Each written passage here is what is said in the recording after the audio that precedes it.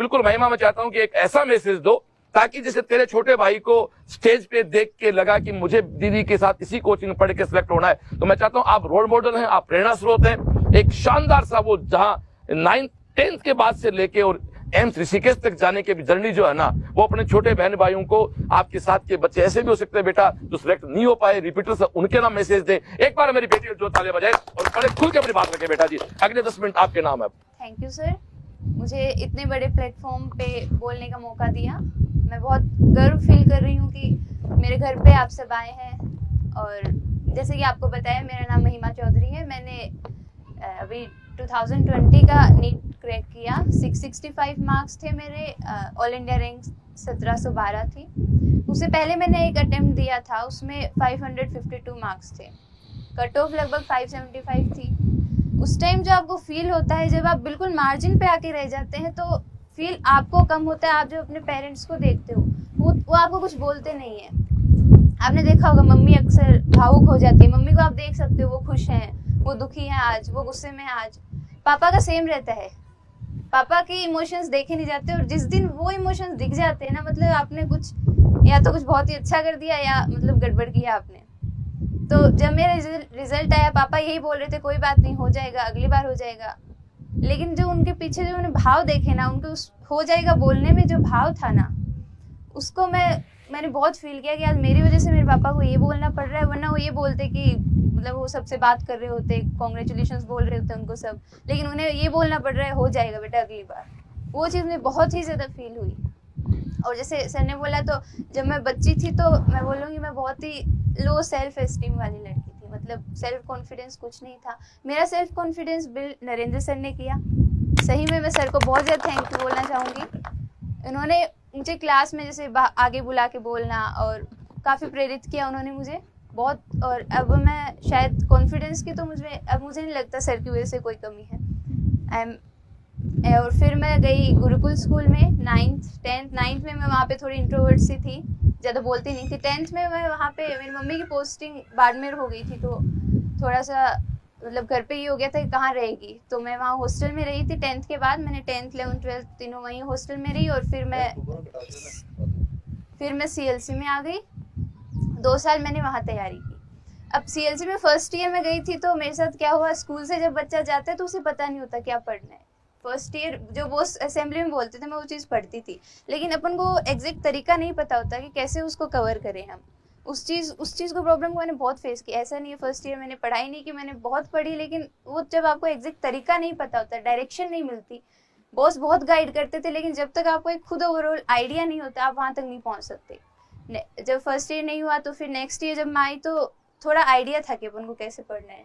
फिर मैं सबसे अच्छा पार्ट तो CLC का ऑफ कोर्स असेंबली ही है। शाम को जब वहाँ बैठते हैं, हनुमान चालीसा बोलते हैं, तो मतलब आपकी बॉडी में एक अलग ही वाइब्रेशन होता है कि हाँ मुझे करना है। जब बॉस कई बार वहाँ पे इमेजिन कराते थे कि एक सिनेरियो देखो कि आप घर पे हो, इस वक्त असेंबली में नहीं हो, आप इस वक्त घर पे हो, अपने पेरेंट्स के साथ बैठे हो, आपकी मम्मी क्या कर रही होगी, पापा क्या कर रहे होंगे। कई बार ऐसे इमेजिन कराते थे कि अगर आपका सिलेक्शन हो गया तो कितनी खुश होंगी, घर वाले कितने खुश होंगे। और कई बार उल्टा भी कराते थे कि अगर आप बदमाशी कर रहे हो, नहीं पढ़ रहे हो, तो सोचो आपको सिलेक्शन नहीं हुआ तो मम्मी क्या बोलेगी, पापा को कितना दुख होगा। तो वो जो चीज़ वो शायद आपको CLC के अलावा कहीं नहीं मिलेंगी। CLC का मैं बोलूँ तो CLC का अगर आपको 100% बेनिफिट लेना है तो शायद हॉस्टल में ही रहो।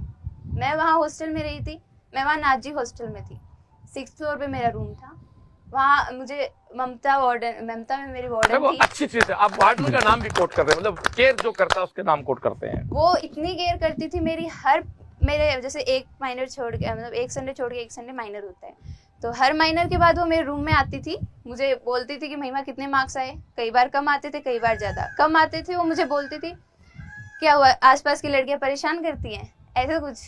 तो मैं उनको बोलती थी कि नहीं, थोड़ी पढ़ाई कम हुई, थोड़ा टॉपिक हार्ड था। मतलब हर माइनर के बाद पूछने आना, इतने बड़े मतलब वहाँ 500 लड़कियाँ रहती थी, वो इंडिविजुअली पूछने आती थी, बहुत बड़ी बात है। हर कोई इंस्टीट्यूट नहीं कर सकता इतनी केयर।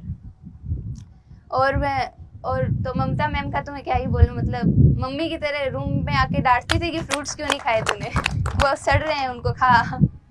उनका तो और जैसे अभी जैसे मैं अभी के बच्चों के लिए बोलूँगी, ये मतलब ये बहुत ज़्यादा स्ट्रेसफुल कंडीशन है कि लॉकडाउन एक्सटेंड हो जाता है, पेपर का पता नहीं है, एक्सटेंड हो जाता है। इस सिचुएशन को मैंने भी फेस किया है। जब मुझे याद है, जब फर्स्ट टाइम पेपर की डेट एक्सटेंड हुई थी तो अच्छा लगा था कि टाइम मिल गया हमें तैयारी करने को, लेकिन जब वो बार बार हो रही थी तो फ्रस्ट्रेशन आ रहा था कि कब तक पढ़ेंगे हम लोग, कब तक इस चीज़ को हम पढ़ेंगे, कब तक कंटिन्यू करें। आपके पास एक डेडलाइन होती है किसी चीज़ की, तब आपके अंदर उस चीज़ को करने का मन में होता है कि हम जैसे कंप्लीट करना है इस डेट तक। अब कुछ नहीं है तो आपका पेस है वो थोड़ा स्लो हो जाता है। तो उस चीज़ का है, तो मैं उन बच्चों के लिए बोलूँगी कि बहुत ही टफ टाइम है, लेकिन आप एक तो कंटिन्यूटी हमेशा मेंटेन रखो। कई बार क्या होता है कि हम घर पे हैं तो कई बार घर पे कोई फंक्शन हो जाता है, कुछ भी हो जाता है, हमारी वो कंटिन्यूटी वो ब्रेक हो जाती है। आज भाई के साथ खेलने बैठ गए, आज मम्मी ने अच्छा खाना बनाया तो खाने के बाद कई देर बातें कर ली, ये सब चीज़ें नहीं होनी चाहिए, कंटिन्यू रखो। दूसरा, जैसे कोविड टाइम है तो यहाँ काफ़ी स्ट्रेस है, हमने जैसे सेकेंड वेव में तो काफ़ी लॉस भी हुआ है, तो कई बार अपन स्ट्रेस में आ जाते हैं। तो स्ट्रेस को आप पॉजिटिवली भी ले सकते हो। जैसे जब मैं 12th में थी तो मैंने अब्दुल कलाम की biography the wings of fire पढ़ना स्टार्ट किया था, हालांकि वो ख़त्म नहीं हुई। उसमें एक चैप्टर है कि अब्दुल कलाम को MIT में एडमिशन मिला, मद्रास इंस्टीट्यूट ऑफ टेक्नोलॉजी, वहाँ उनको एडमिशन मिला। तो वो गए, उनके बैच को प्रोफेसर ने एक वर्क दिया कि तुम्हें एक रॉकेट का डिज़ाइन बनाना है। उन्होंने डिज़ाइन तैयार करके प्रोफेसर को दिखाया, प्रोफेसर को पसंद नहीं आया, बोला ऐसा डिज़ाइन बनाए तो मैं तुम्हारी स्कॉलरशिप छीन लूंगा। अब्दुल कलाम आप जानते हो बहुत ही पुअर फैमिली से थे, बहुत ही उन्हें लगा उनके लिए स्कॉलरशिप बहुत बड़ा मुद्दा था उस समय। उनको ये चीज़ इतनी मतलब स्ट्राइक की ना माइंड में कि स्कॉलरशिप चलेगी तो मैं क्या करूँगा, मेरा तो फ्यूचर ही नहीं बचेगा। फिर उन्होंने अपने प्रोफेसर को कन्विंस किया कि सर मुझे 3 मंथ का टाइम दे दीजिए, मैं ये डिज़ाइन वापस बना के आपको दिखाऊंगा। प्रोफेसर गुस्से में थे, उन्होंने बोला कुछ 3 मंथ का टाइम नहीं है, 3 दिन का टाइम देता हूँ, ये इससे बेटर डिज़ाइन दो वरना फिर तुम्हारी स्कॉलरशिप कैंसिल। अब उस टाइम सोचो कितना स्ट्रेसफुल रहा होगा उनके लिए। एक बहुत ही गरीब परिवार से बच्चा जो स्कॉलरशिप की वजह से कॉलेज में पढ़ रहा है, उसकी स्कॉलरशिप छीन जाने का सवाल है। वो रूम पे गए, मतलब उन्होंने सोचा यार 3 महीने का काम मैं 3 दिन में कैसे करूँगा, लेकिन उन्होंने किया। उन्होंने बोला कि मैं उस टाइम मैंने एक पानी की बोतल भरी और मैंने 3 दिन तक खाना नहीं खाया। ये उन्होंने बायोग्राफी में लिखा है कि मैंने 3 दिन तक खाना नहीं खाया, मैंने उस एक बोतल से पानी, मेरे दिमाग में एक ही चीज़ थी कि मुझे डिज़ाइन बनाना है। तो आप देखो, मतलब ह्यूमन ब्रेन है, उसमें अनलिमिटेड पोटेंशियल है। जब आदमी 3 महीने का काम स्ट्रेस की वजह से 3 दिन में कर सकता है तो स्ट्रेस कितना पॉजिटिव वर्क करता है। अब उनके पास उस टाइम 2 ऑप्शन थे कि स्ट्रेस में आ जाए, डिप्रेशन में चल जाए, फिर मतलब कुछ गलत कदम उठा लें, पर उन्होंने उसको पॉजिटिवली लिया, अपने पोटेंशियल को फुल यूटिलाइज किया। तो जैसे स्ट्रेस मैनेजमेंट एक बहुत, ये चीज़ आपको खुद को ही सीखनी पड़ेगी कि आप कैसे स्ट्रेस को मैनेज करते हो। दूसरा चीज़ है कि हम कई बार क्या होता है, माइनर होता है, अच्छे मार्क्स आ जाते हैं, माइनर के बाद माइनर जिस दिन हुआ वो पूरा संडे वेस्ट करते हैं हम, फिर मंडे को अपन सोचते हैं कल ही तो माइनर दिया है, आज और मज़े करते हैं। वेंसडे तक तो ये फील ही नहीं आती कि हमारा अगला माइनर भी है। वो टाइम है ना, उस टाइम को यूज़ करो। जो बच्चे मतलब कुछ करते हैं, जो अच्छा स्कोर करते हैं, वो क्या करते हैं, उन 3 दिनों के अंदर वो अगले वीक का पूरा पढ़ लेते हैं, चाहे उनको समझ में उसका 10% ही आया हो, लेकिन वो जब क्लास में बैठते हैं उस 10% पढ़े हुए के साथ में, तो वो इतना फोकस्ड हो जाते हैं क्लास में कि ये मैंने उस टाइम पढ़ा था। ये चीज़ बहुत इंपॉर्टेंट है कि आपके जो 3 दिन वेस्ट करता है ना नॉर्मल बच्चा, उस चीज़ को आप यूटिलाइज करो। हाँ, थोड़ा सा खुद को होता है कि रिलैक्स करना है तो ठीक है, जिस माइनर को संडे दिया उस दिन सो जाओ। रिलैक्स का मतलब ये नहीं कि आप बाहर घूम रहे हो, वो चीज़ आपकी एनर्जी वेस्ट करेंगे। याद रखो कि एनर्जी अपने पास फिक्स है शरीर में, उसको 2 ही काम में लो, या तो आप पढ़ो या फिर आप सो, बस 2 ही। एक आप जैसे कई बार क्या होता है, हमारे बहुत सारे फ्रेंड्स बन जाते हैं, हम डिस्ट्रैक्ट हो जाते हैं, तो अपने माइंड को डिस्ट्रैक्शन से बिल्कुल दूर रखो, सिंगल माइंडेड बनो अगर कुछ अचीव करना है तो। और जैसे सक्सेस किस चीज़ पे डिपेंड करती है, जैसे आपको सिलेक्शन लेना है तो आप इस चीज़ पे डिपेंड नहीं करती कि आप अच्छे, जैसे आपके किसी महीने में अच्छे मार्क्स आ गए तो उसके बाद आपने क्या किया, वो इस पे डिपेंड करती है। किसी में आपके कम मार्क्स आए, आपको फेलियर मिला, उसके बाद आपने क्या किया, ये सक्सेस को डिटरमाइन करती है। Success depend on how you deal your failures. मुझे अभी भी याद है, मैं मतलब थोड़ा बताना चाहूँगी कि इनऑर्गेनिक केमिस्ट्री का टेस्ट था, 180 मार्क्स का था। मेरी 2 फ्रेंड्स थी, जैसे प्रियांशी और भारती, तो हमने दिया, हम तीनों कम मार्क्स आए, मेरे 105 आए, प्रियांशी के 101 थे, भारती के मुझे एग्जैक्ट याद नहीं। तो हमें लगा कि केमिस्ट्री में, इनऑर्गेनिक केमिस्ट्री में पी ब्लॉक का पेपर था, उस चीज़ में हर एक चीज़ मेमोराइज करने की होती है। तो उस दिन हम लोग थोड़ा अपसेट थे कि यार हमें तो पी ब्लॉक आता ही नहीं बिल्कुल भी, और इसके क्वेश्चंस तो आते हैं काफ़ी सारे पेपर्स में। हमने उस टाइम डिसाइड किया कि आज रात को पूरे पी ब्लॉक को रट के सोएंगे। प्रियांशी थी, वो अलग हॉस्टल में रहती थी, भारती अलग हॉस्टल में रहती थी, मैं नाजी में रहती थी। हम बॉस के पास, जैसे हमारे यहाँ CLC में हॉस्टल के अंदर से स्टे करने की परमिशन नहीं है, दूसरे हॉस्टल की लड़की इस हॉस्टल में रात को नहीं रुक सकती। तो हम बॉस के पास गए, हमने लिखा पेपर पे, बॉस से साइन करवाया कि हम साथ पढ़ेंगे, इन्हें यहाँ रुकने की परमिशन दो। तो बॉस ने साइन कर दिए तुरंत, और फिर मैंने वार्डन को आके दिखाया। तो हमने उस दिन, उस रात पी ब्लॉक इस तरीके से पढ़ा कि आज तक मुझे पी ब्लॉक अच्छे से याद है। आपका ग्रुप स्टडी होती है बहुत अच्छी है, बस शर्त है कि आपका ग्रुप अच्छा होना चाहिए। तो फ्रेंड्स बनाओ, लेकिन ऐसे फ्रेंड्स बनाओ जो आपको आगे ले जाएं। हमेशा खुद को फॉरवर्ड पुश करो। मीन्स अगर आप आज सेकेंड रैंक आ रही है आपकी, तो खुश मत हो, कोई फर्स्ट भी ला रहा है उसको देखो कि वो फर्स्ट ला रहा है। फर्स्ट आ रही है तो भी खुश मत हो, आपके 680 आ रही है, 700 लाओ ना। तो नेवर बी सेटिस्फाइड। और ये जो पुश, फॉरवर्ड पुश वाला, ये जो ना खुद को हमेशा आगे की सोचो, ये आता है सेल्फ मोटिवेशन से। बॉस आपको मोटिवेट करते हैं, आप किसी मोटिवेशनल स्पीकर के सुन रहे हो स्पीच वगैरह, ये सब एक्सटर्नल मोटिवेशन है। जो मैटर करता है वो सेल्फ मोटिवेशन करता है कि आप खुद के लिए कैसे मोटिवेटेड हो, आपका वे ऑफ थिंकिंग क्या है खुद के लिए, आपका खुद के लिए क्या है, सेल्फ एस्टीम कितना है आपका, कि आप क्या सोचते हो कि मैं कितना कर सकता हूँ, उस पर डिपेंड करता है ये सब चीज़ें। और तो बस इतना ही है कि लास्ट में जो चीज़ मैटर करती है वो ये है कि आप मतलब आज की इस पोजीशन पे हो, दोस्त हो, सब छूट जाते हैं। सबसे ज़्यादा जो चीज़ मैटर करती है वो यही है कि आप कहाँ हो आज।